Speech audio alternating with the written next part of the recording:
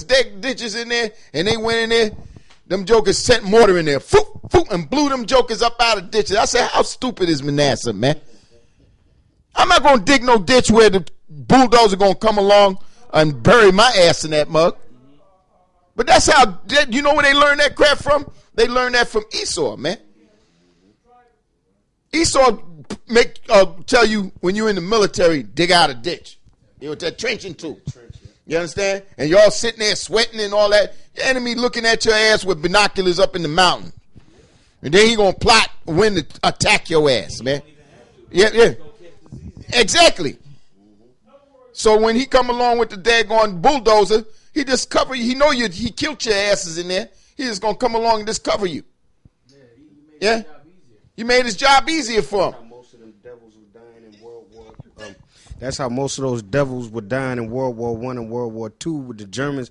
Most of the people that died on the American side were in them trenches.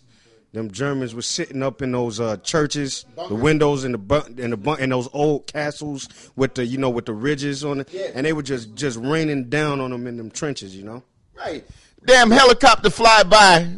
Manasseh was flying a Russian-made helicopter. Damn Jake sat there in the brush. And then he saw the helicopter leave off the launch pad as soon as the heliport. As soon as that daggone helicopter got there, he set that log over there, and that rocket flew over there and blew that helicopter out of the sky, and they all went, yeah! That's like in Normandy. When they got off when they was coming off on the shore there. Yeah. 44. Yeah, they opened fire on them Edomites. Yeah, it's torn. Yeah, well, let me say this, man. Thank God for ghettos, and I'm gonna tell you why. Because while Jake lives in these, when they ain't got no places to go and they have to resort back to abandoned buildings and stuff like that, if you see what I'm telling you about Motor City burning, Jake used those daggone abandoned buildings to open fire on U.S. National Guard. And a lot of them Jakes that were killing them daggone police officers and National Guardsmen during the Motor City riot and stuff, most of them guys came back from Vietnam, and they were upset because of the way the white man was doing them, man. That's right. That's why Johnson had to call National Guardsmen from other states to come and quail the shit, man. And when Esau got his ass whipped in Detroit, he said, I ain't going back in there and build up in Detroit no more. That's why from that day on, Ford, General Motors, all the rest of them, and even including do you see a Japanese company open up in Detroit? None of them open up. They open up and work to right states like Mississippi, North Carolina, Alabama, and stuff like that. Because it's a different Texas. Because it's a different breed of brothers down there. Right. Them ones that are up there in Detroit, man, those are rebels from the South. That's right. That fled to Chicago and came up to Detroit and all of them. Them rebels from the South. Them are the ones that used to attack the Ku Klux Klan. That's right. And that's just like what they did to Haiti. Right. Haiti busted them up in that revolution. They embargoed Haiti. So right. They never built back on Haiti. That's right. That's why Simeon was able to, like you were saying, brother, Simeon was able to capitalize on top of Haiti because a lot of Haitian immigrants fled across the border into Santo Domingo seeking jobs, and a lot of them Dominicans oppressed their own brother coming across there, man. You know what I'm saying? So Jake got to wake up, man, because it's the same thing with here in New York. All these foreigners, like the Africans that are coming over here, the East Indians that are coming over here, and I'm pretty sure they're down there in Mississippi, because my cousin just came up from Mississippi down in Indianola and Jackson, and he was telling me, man, Mississippi ain't the same like it used to be no more.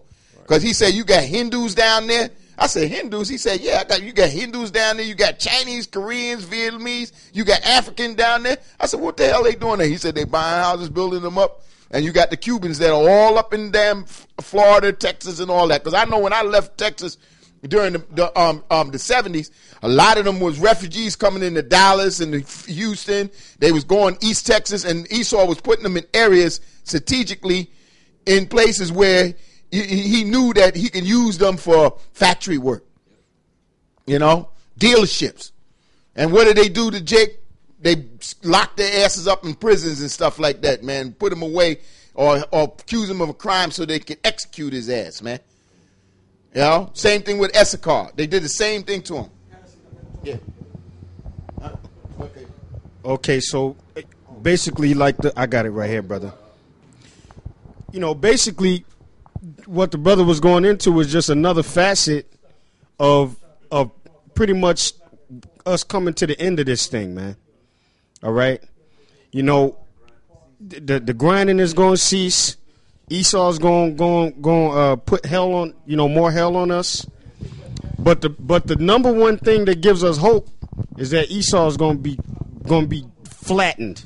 He's going to be destroyed, man.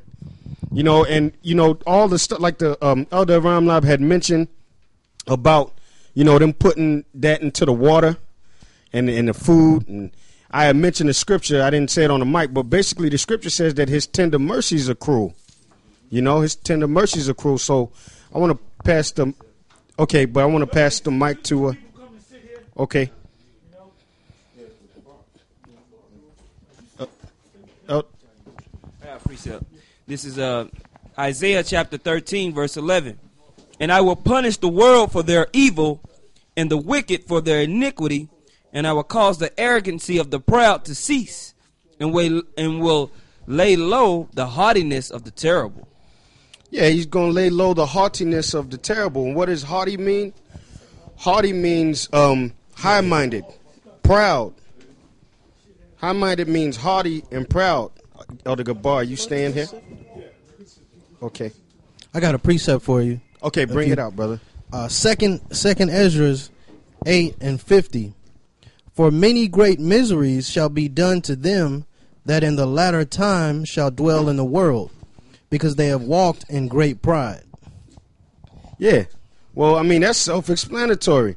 Hey, can you give me James chapter 1? I will have no mercy on them that showed no mercy. Because Esau don't show mercy. He don't show mercy. Like the brother Awar read earlier, he didn't show no mercy to the children. He didn't show no mercy to any men, no women. He don't show mercy to nobody.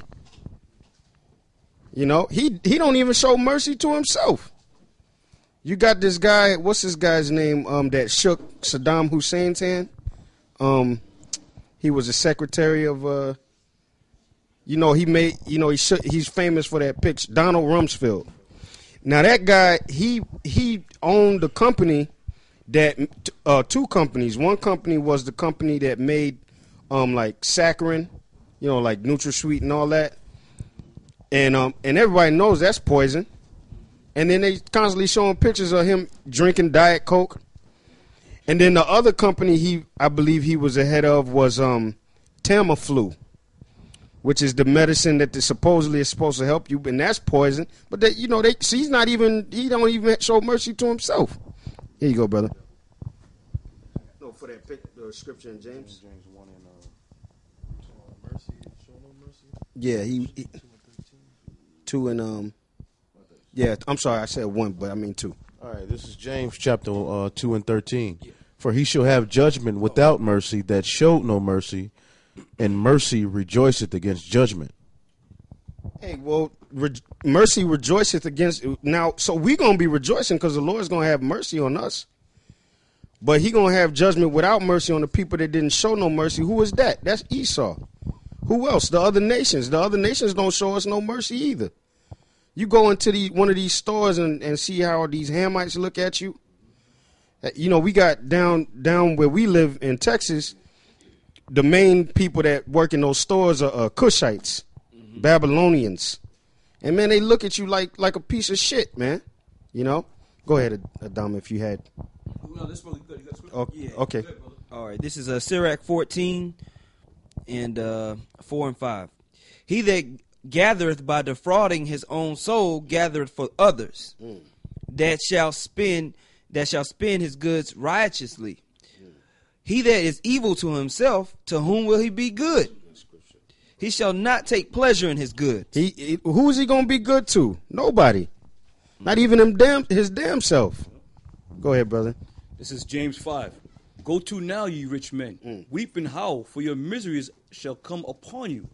Your riches are corrupt, and your garments are moth-written. Your gold and your silver is cankered, and the rust of them shall be a witness against you, and shall eat your flesh as it were fire. Ye have heaped treasures together for the last days. And that's what's going on right now. Okay? because your miseries are coming upon you slowly but surely. Starting with your economies, starting with your whole philosophy of life, man. Those last days are coming upon you. These miseries are about to come down on you. When the Lord gives us that power and the spirit to raise us up to bust your shit, that's it, man. That's right. Hey, go ahead, brother. This is Isaiah 32, verses 5 and 6. The vile person shall no more be called liberal, nor the churl said to be bountiful. Yeah, the churl, it means foolish, like extremely foolish.